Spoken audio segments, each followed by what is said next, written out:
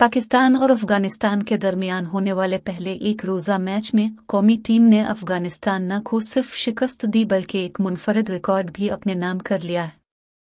पाकिस्तान ने अफगानिस्तान के खिलाफ होने वाले पहले एक रोज़ा मैच की पहली इनिंग्स में 205 से कम टोटल करने के बावजूद सबसे बड़ी फतह अपने नाम की, जो एक अपनी नौयत एक रिकॉर्ड है।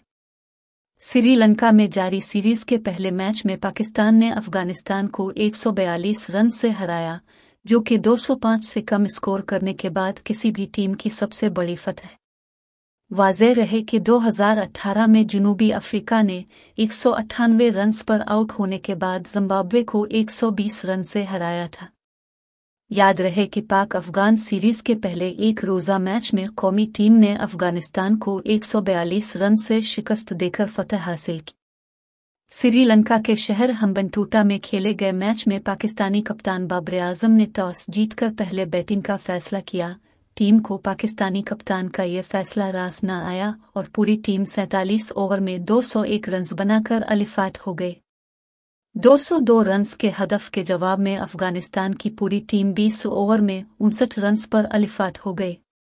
वाज़ेह रहे कि दोनों टीमों के दरमियान दूसरा मैच 24 को इसी मकाम पर, जबकि तीसरा और आखिरी मैच 26 अगस्त को कोलंबो में खेला जाएगा। अफगानिस्तान के खिलाफ एक रोज़ा सीरीज में 0-3 से फतह टीम पाकिस्तान को फिर से एक रोज़ा क्रिकेट की नंबर 1 टीम बना देगी।